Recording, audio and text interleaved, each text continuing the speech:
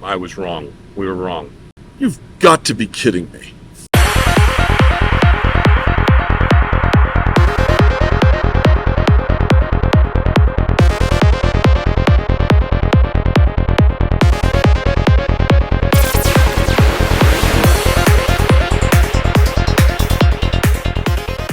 Hello everybody and welcome back to another episode of the Airing of Grievances. Very nice to have you along with us. My name is Reamer.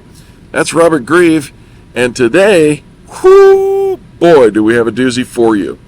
And it's probably not going to be what you expect. It certainly isn't what we expected, but we'll get to that. You got to watch all the way to the end because this one has a twist or two. At least. So before we do that, though, let me just say, if you're the first timer here, if you've never seen our channel, you've never visited the channel before, we want to say thank you and welcome. We appreciate you for tuning in, and we encourage you to first click the thumbs up. That is always very helpful to the YouTube algorithm. And then second of all, don't forget to click on the subscribe and hit the notification bell. That tells you if it's Saturday morning, it's 9:30 a.m. here in the Mountain Time Zone. We're airing another episode of the Airing of Grievances. And if you're, of course, one of our longtime family, love you. Yeah, thanks so much. Yep, we can't say enough and express our gratitude and appreciation for you enough for sharing these videos and for chatting with us during the live premieres. Anyone can do that, by the way. When we're airing that first one on Saturday morning, you can join us and chat with us live, both Rob and I, typically sitting side by side, not always, but typically are engaging with you. And of course, if you want to watch this a little bit later, you can also make sure that you leave a comment, and we will do our best to respond to those as we are able. And they're helpful to other people reading comments. 100%. So, yeah, absolutely. We get some great comments there, and it just adds to what we were talking about and helps the consumer even more. Yep. So please don't be bashful about that. All right, with that being said, it is Saturday morning. So Rob, happy Saturday. Happy Saturday to you. My dear friends, happy Saturday to you. So, Rob, this has been a busy week. And always is. I may have just tipped something there. It's been a busy week, and there have been many people to talk to. Lots of people. And we have something exciting. I think it's exciting well, I'll let you decide. You can leave a message in the comments whether or not it was exciting or ended up the way that you expected it to. But Rob, I want you to try to frame this. It didn't end up the way I expected it to. That is 100% true. You've got to watch to the end. All right, so set the frame for us, if you will. All right, so today, we're going to ask for a little audience participation. This is not hard. There's no test at the end. Okay. But I think you'll find it helpful. We're going to talk about procedures and how important they are. Okay. And when I say procedures, I'm talking about the manufacturer to major vehicle puts out procedures on how they want something to be done. Sometimes they're in bulletins, sometimes they're in position statements, sometimes they're in the repair manual, but they're all important to the way your vehicle is fixed. And it's your job to know where to find them. Not easy. And to know what to do once you find them. Some of these are challenging to read and understand, especially if you're not in the industry. Okay. Some of them, not so much. They're not that hard. And even though they're not that hard, some people can find them confusing. Oh. And we're going to break down one of these ones that's an easy one. Okay. And we'll have some fun with it. All right. So, for all you people that own Lexus, Toyota, and Scion, this is an important conversation. Okay. And you want to make sure that if there's any welding to be done on your vehicle during a repair, that you see these items on the estimate or repair plan from both the insurance company and the repair shop repairing your vehicle. Okay. If you don't see them on one or the other or both, it may not be a good experience for you. Chances You are, may want to run. yeah, chances are they may not be getting done. Yes. And if they're not getting done, you have some real serious And I'll let issues. you decide how serious they are. Yeah. But we're going to be talking about a Toyota Crib, and this is Toyota Crib 161. Is this like Welcome to My Crib? It could be. It could be. Any of those of you who are old enough to remember MTV and the Cribs show, that was for you. Yeah. So a Crib from Toyota Lexus Scion, it's an acronym for Collision Repair Information Bulletin. Oh. So it's an overarching document Yeah. that says this is important stuff to know and do if you're doing that. Okay. So here's another thing. This Crib 161, I did a Google search on it, and I Google searched Crib 161. And it was the first thing that came up. So you as the consumer can pull this up, and it's collision damage repair precautions. Okay. And it's only 2 pages, and there's pictures and all sorts of things. I love it when there's pictures. Again, it's only two pages long, but it gives you, and you've got a picture of it here. I do. Some of the items: heat repair for body and frame components is prohibited. Intrusion beam repair is prohibited. These are things that you want to know and put that against what you're seeing as far as the estimate goes. Okay. Again, bumper reinforcement repair is prohibited. And if you see a repair on your bumper reinforcement, you already know you're in the wrong spot. So, Or if it's on the insurance company estimate, you're being handled by the wrong people. let me just play the voice of every man or the common automotive driver, if you will. When it says these things are prohibited, and they all say repair is prohibited, right? Are we saying that instead of repair, it should be replaced? Yeah. Okay, I just wanted to make sure that Yeah. we clarified that Yeah. this isn't saying you can't get it fixed. No. It's saying you need to That have it repair replaced. is no go. Yeah. Needs to be replaced. Got it. Okay. And there's lots of reasons for each one of these. I'm sure. But, and again, what is it applicable to? Right at the top it says applicable vehicles. All Toyota, Lexus, Scion vehicles. Yes. How many? All. Some? Pretty much all of them. Oh. So if you're driving a Toyota, Lexus, or Scion and your vehicle needs to be repaired, this applies to you and your vehicle. Seems pretty simple to me. And these are probably, I didn't count them, there's probably 10 items, and it gives you a little explanation as to why and so on and so forth. But we're going to go to a nice, what I consider to be an easy one. It's on the second page, and it's the last piece. All right.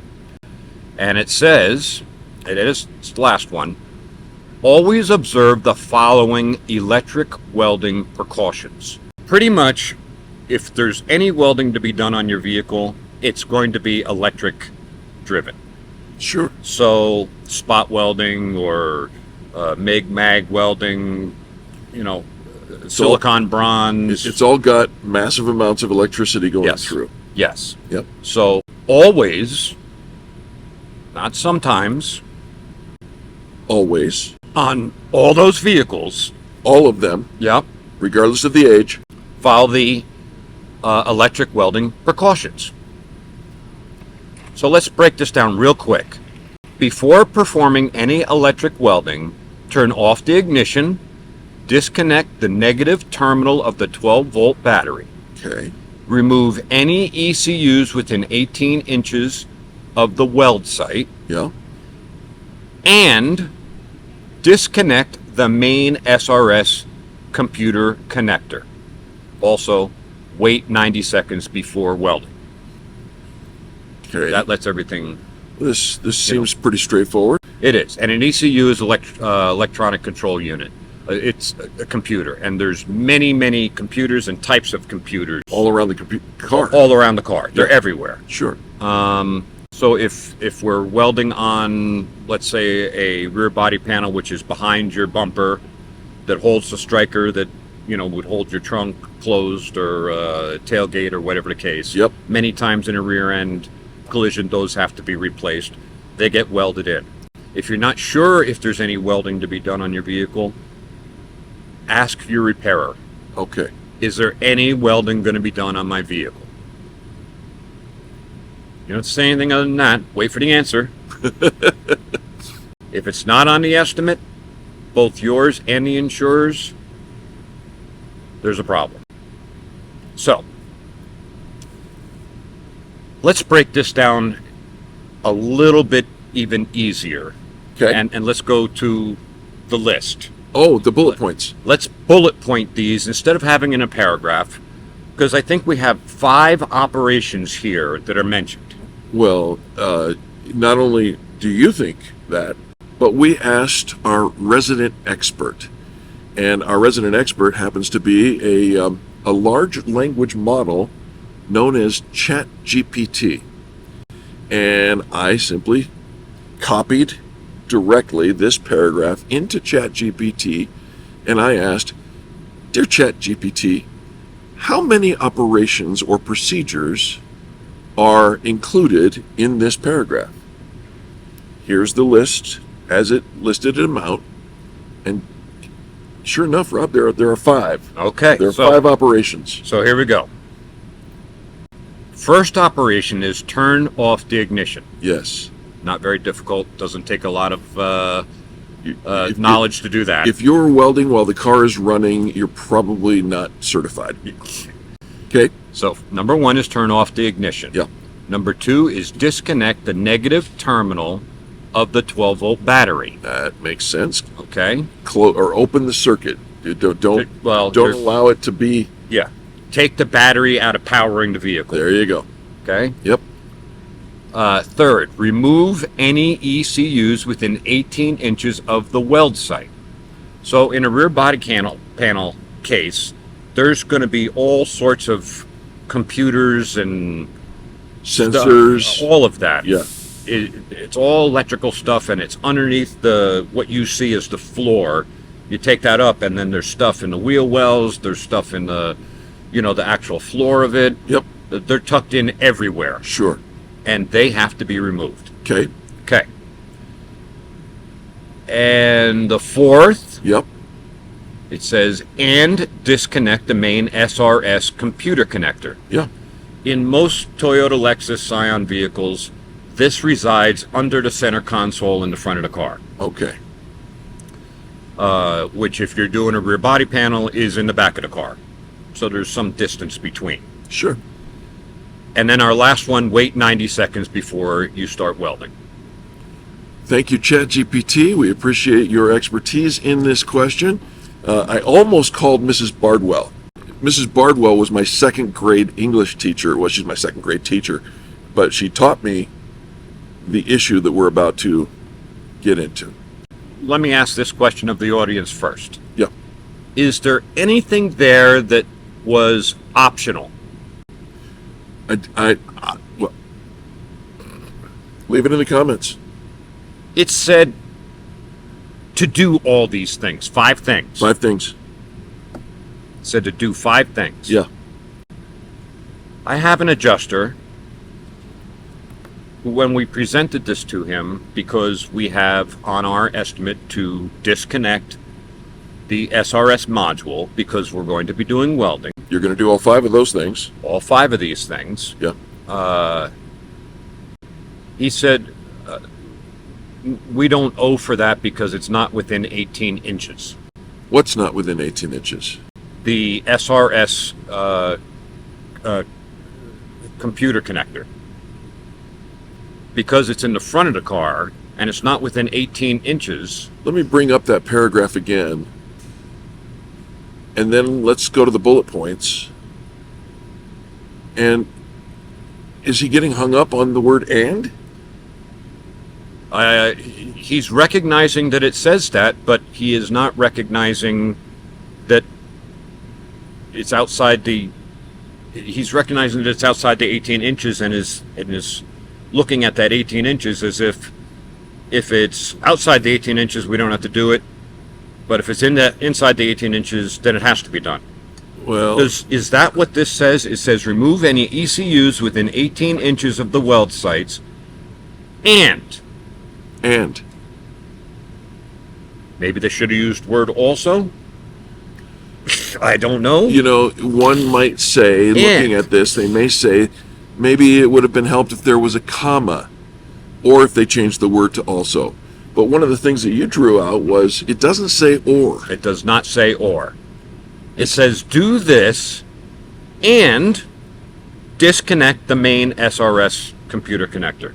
This was a major problem for this insurer. And it's a very large insurer. And so this needed to go up to their crash department, Yep, they have their a crash research department, to get a ruling on it. Uh-huh. And then the local managers had to weigh in on if they felt this was necessary.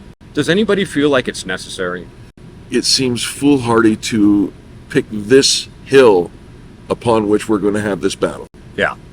I could not believe we were having a conversation, nor could I believe that it took 3 days to get a resolution to it. 3 days.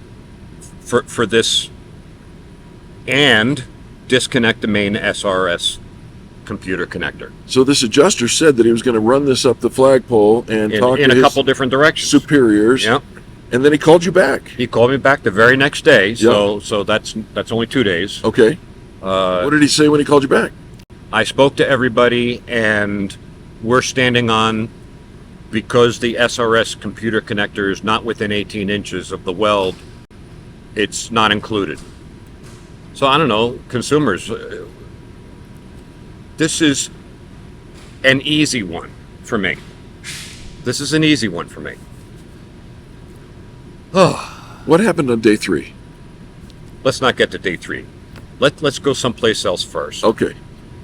There's another document that's just before this one, because the cribs, the collision repair information bulletins, Yep. are numbered. That crib that we're talking about is 161.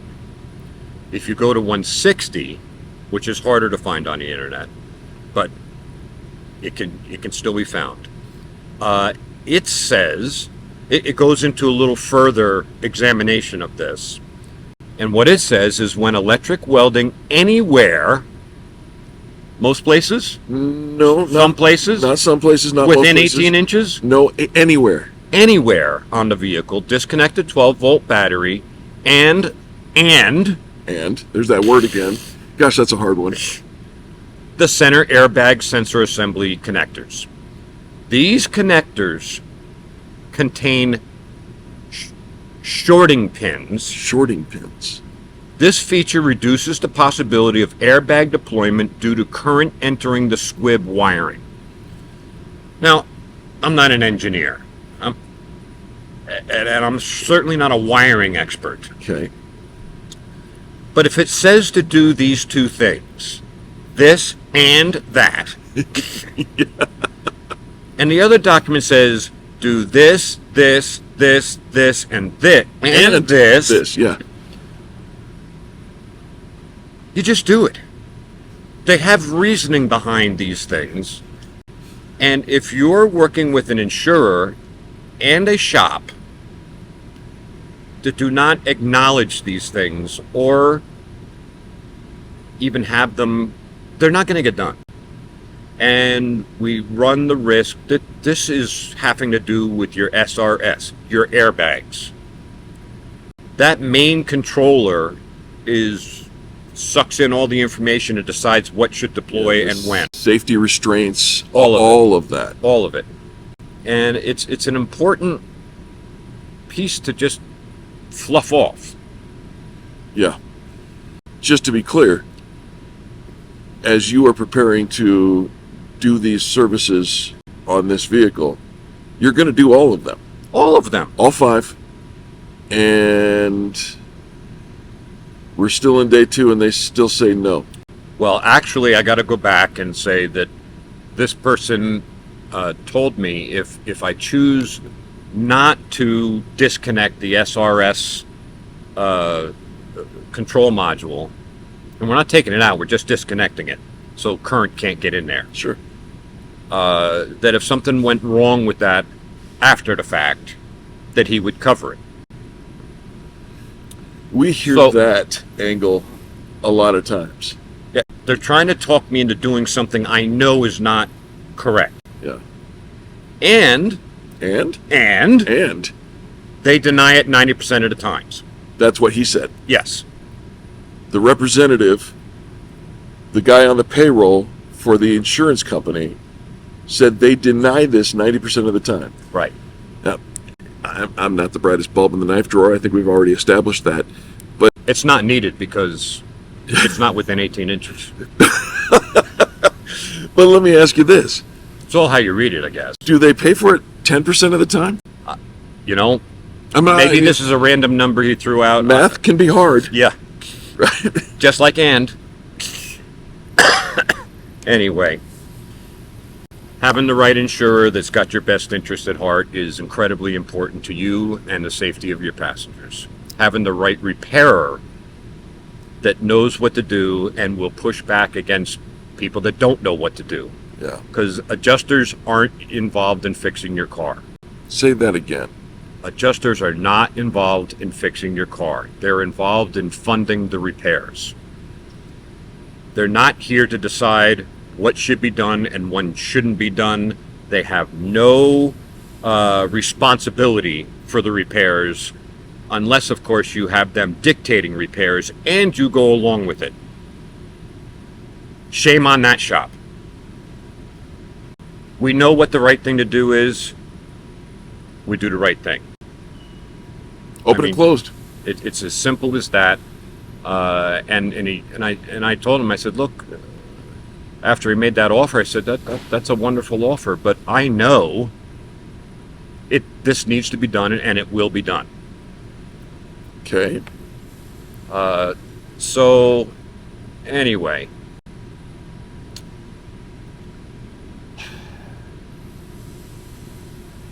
I get a call the next day. So now we're on day 3. Day 3. And the person on the other end of the phone from the insurance company said, you know, I was wrong. We were wrong. It clearly says we need to do this, and we are adding it to the estimate right now, and going forward, we will be covering this. You've got to be kidding me. It took 3 days to get them, not him, to admit that he was wrong? I mean, did anybody have any question in their mind earlier in the video when we read it 2 or 3 times? I mean, it was, and this went up and down the flagpole for 3 days. Well, I'll tell you what. So I give them kudos. They recognize that what it says is what it says, but this is a very easy, small detail in the procedures. There are some that are much harder to understand. And this, That is not hard to understand. and this occupied, consumed 3 days of delays. Yeah, and so here's the thing. This doesn't affect me as much as it affects you, the consumer. Because you, the consumer, are the one responsible to pay me for the repairs or your repair facility. And if the insurance company won't pay that, then you're going to end up paying for it, or the car is going to be moved to somebody that isn't even going to do it. And it's a horrific situation to be in. But today, this is the type of pushback that insurers are doing on consumers. And there's many consumers that did not get paid for this, that had to pay themselves. And there's some cars that left here because the consumer couldn't come up with the difference and went to places that aren't doing this. And as a repairer, you have an obligation to do what you know is right. Sure. And if you know this, then you know that's the right way to do it, and that's what you're obligated to in my world. I agree with that 100%. Not if the insurance company says we don't agree with that. Who cares what they agree with? So that's what I have for today. Well, I'll tell you what, you surprised me because with, of course, the thumbnail and the title, the assumption was that you were wrong. But People who are watching this, maybe they read it and maybe I was wrong. I don't think so. ChatGPT doesn't think so. It's not that hard. The original equipment manufacturer doesn't think so. No. And now, neither does the insurer. Thank you, my friend. Happy Saturday to you. Happy Saturday. Thank you so much for tuning in. I hope this was helpful. Check your estimate, check your repairer, be an active participant in your repairs. Let's make sure they're safe for you and your passengers. God bless. Have an amazing week. I look forward to seeing you next Saturday.